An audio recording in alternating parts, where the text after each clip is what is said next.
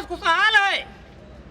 इन Samajwadi party हो चाहे बसपा हो चाहे कांग्रेस हो, इनको विकास चाहिए कि इनके नेता जो है वो भ्रष्टाचार करे सरकार बनने के बाद और देश की जनता का धन लूट के घर में रखे। ऐसा विकास चाहते हैं कि ऐसा विकास चाहते हैं कि आज देखिए नगर पंचायतों में, नगर पालिकाओं में एक बिघर कच्चा दिखाई पड़ता है क्या? विकास दिखाई पड़ रहा है। नगर पालिका, नगर पंचायत में आपको विकास दिखाई पड़ेगा गाँव में, क्योंकि प्रधानमंत्री ग्रामीण आवास योजना चालू हो चुकी है, सब सर्वे हो रहा है। वो केंद्र सरकार के, राज्य सरकार पे आता हूँ, मैं बता रहा हूँ केंद्र सरकार की योजनाओं को सही ढंग से लागू करने का काम राज्य सरकार का ही होता है। मैं राज्य सरकार की भी खूबियां बताना चाहता हूँ, पर सुनने का प्रयास करिए, क्योंकि विकास की जो मैप है बहुत लंबा है ना? ये एक खिड़की गिनाने से थोड़ी हो जाता है। तो मुख्यमंत्री महोदय, हमारे उत्तर प्रदेश की सरकार ने इतना बड़ा, अभी देखिए 16 मेडिकल कॉलेज किसने दिया? माननीय मुख्यमंत्री महोदय जी ने। अभी पेपर पढ़े होंगे और जहाँ बैठे चलिए मैं इस पे आता हूँ, इसी बस अड्डे पे आता हूँ, लेकिन आज कितनी बसें आते हैं इसका आप भी गवाह हैं। लेकिन मैं नगेंद्र दुबे के पास आता हूँ।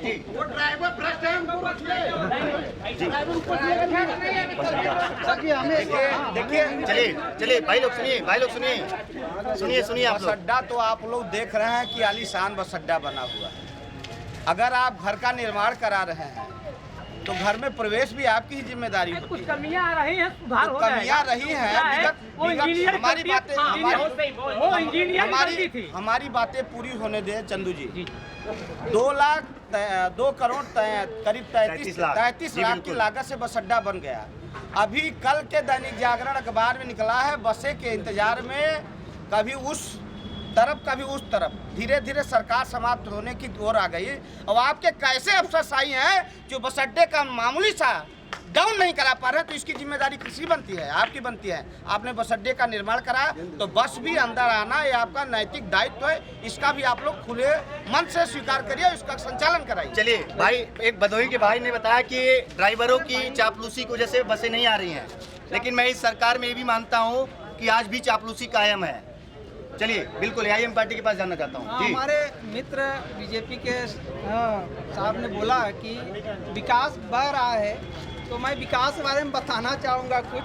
जी बिल्कुल कुछ विकास किसका हुआ है, दूसरे देशों का विकास मैं गिना दूँ। भूटान को 10,000 करोड़ ने दिया मोदी सरकार ने, मंगोलिया को 70,000 करोड़ दिया, बांग्लादेश को 5,000 करोड़ दिया, विज्ञापन में 5,000 करोड़ खर्चा किया, अपने विज्ञापन में। नमस्ते ट्रंप पे 100 करोड़ खर्चा किया, नमस्ते ट्रंप पर 100 करोड़ खर्चा किया। हाँ, आज देश में 25% लोग भूखे सो रहे हैं। भारत की, हम विकास बता रहे हैं, भारत के सैनिकों का शहीदी की संख्या ज़्यादा हो गया है। विकास भी बता रहे हैं, लाल किला बेच दिया, कोयले खदान बेच दी, ट्रेन बेच दिया, बंदरगाह बेच दिया, एयरपोर्ट बेच दिया। देश बदल रहा है, देश बदल नहीं रहा साहब, देश बिक रहा है।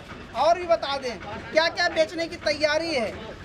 BSNL बेचने की तैयारी है, एयर इंडिया बेचने की तैयारी है, LIC बेचने की तैयारी है।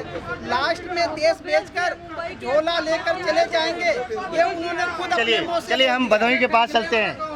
बिल्कुल मैं भदोही के पास चलता हूँ। जिस तरीके की कवायद किया सर, सबसे पहले तो डिबेट में आए हुए सभी दर्शकों का मैं हार्दिक स्वागत अभिनंदन करता हूँ।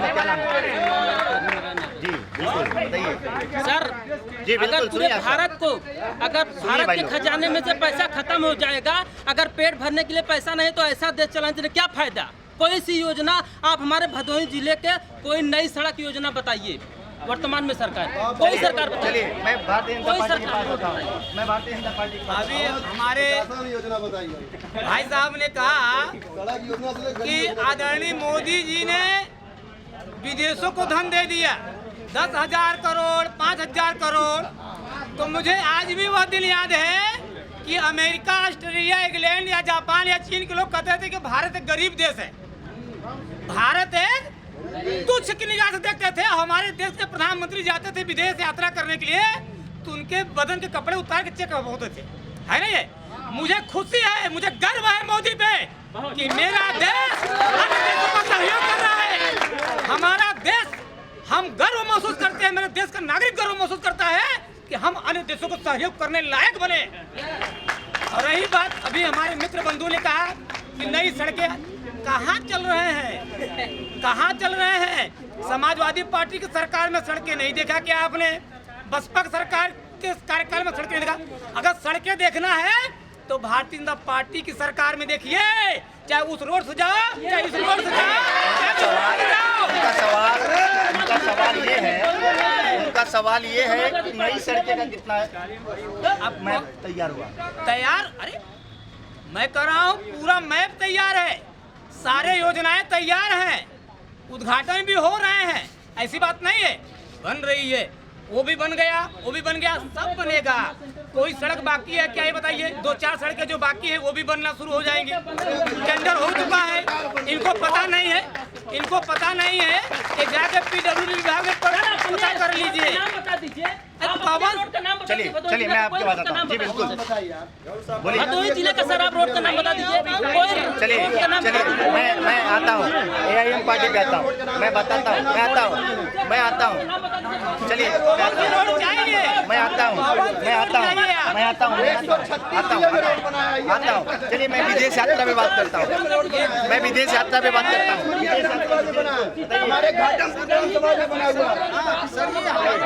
बातें सुनिए, बातें थोड़ा सा सुनिए ना। अच्छा ये बताइए, आपका घर का बच्चा भूखा सोए, आप पड़ोसी को जो है धन दीजिए, क्या विकास हो? बहुत बड़ी बात, बड़ी बात। 25% का देश का भूखा सो रहा है। 1 मिनट, चलिए चलिए मैं बात आता हूँ। टोपी लगा के सिर्फ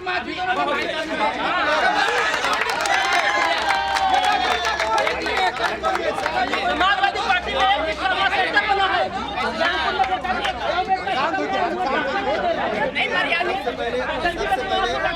सबसे पहले मैं भाई साहब को बताना चाहता हूँ, सबसे पहले मैं एक बात बताना चाहता हूँ अपने ये नहीं बहन जी 1 मिनट जो समय दीजिए आप। सबसे पहले किसी भी पार्टी के विशेष व्यक्तियों पर टिप्पणी ना करिए आप सब। पार्टियां बनेंगी बिगड़ेंगी, लेकिन मेरी बात विकास पे होती है। जी भाई साहब, सबसे पहले मैं एक बात बताना चाहता हूँ।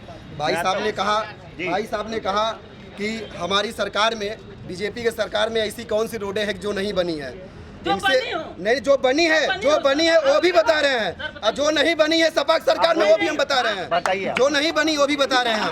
हमारे भदोही जिला में सर इतना बड़ा इलाहाबाद से लेके वाराणसी तक केंद्र सरकार की बनाई है। एक मिनट सर, हम बता रहे हैं, हमें बताने का समय दिया जाए। एक मिनट भैया जी, हमें बताने का समय दिया जाए। हमें बताने का समय दिया जाए, हम बताएंगे। एक मिनट हमें समय दिया जाए, हमें बताने का समय दिया जाता हूँ।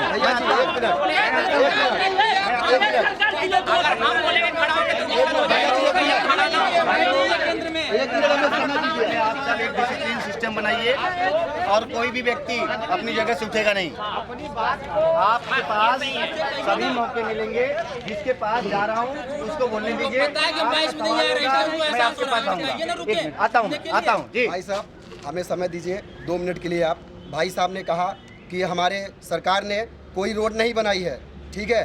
अरे आप जिस क्षेत्र में हैं, जिस जिले में हैं, आप सभी ग्राम सभा में जाके देख लीजिए भाई साहब। हमारे कुछ ही दूर पे 5 किलोमीटर पे लक्ष्मणिया ग्राम सभा है। इससे बढ़िया हाईवे क्या लेंगे आप? हमारे आप चले जाइए यहाँ पर, आपको पियरोपुर साइड चले जाइए भाई साहब। सपा के सरकार में ऐसी रोडें थी कि साइकिल चलने की लायक नहीं थी। आज लोग 4 व्हीलर लेके जा रहे हैं और आ रहे हैं भाई साहब। सारा देश जानता है कि गांधी जी ने बंटवारे के वक्त पाकिस्तान को 65 करोड़ रुपए दिए थे। वो पैसा किसका था? जनता का था जी। जब हमारे देश में कोरोना महामारी में 200 करोड़ आदमी भूखे मर रहे थे, ठीक, 200 करोड़ आदमी भूखे मर रहे थे, तो कहाँ थी सपा और कहाँ थी कांग्रेस? क्यों सोनिया गांधी नहीं दे सकती थी पैसा हमारे देश को? क्योंकि हमारे जनता, देश की जनता भूखे मर रहे थे। तो दिया किसने? योगी जी ने दिया 500 हर एक प्रत्येक। सबसे दिक्कत दिक्कत तो हमारे औराई चौराहे को ये जो पीपा पुल बन गया है, कितने बेरोजगारी यहाँ चौराहा के अंदर घूम रहे हैं। चलिए। लोग अपना ठेला नहीं लगा सकते हैं। इनकी भी भावनाओं को समझा जाए। इनकी भी भावनाएं कहीं ना कहीं सही है। जिस तरीके से भदोही जनपद की राजनीति का बयार औराई विधानसभा से शुरुआत होती है, इसी चौराहे से सरकारें बनती हैं, बिगड़ती हैं, लेकिन यही चौराहा को फ्लाईओवर का दर्जा नहीं दिया गया। हम चलते हैं अमित पांडे जी के पास। जी बिल्कुल, बहुत बहुत धन्यवाद। इस तरह से टीका टिप्पणी और सवाल और जवाब के दौर चल रहे हैं।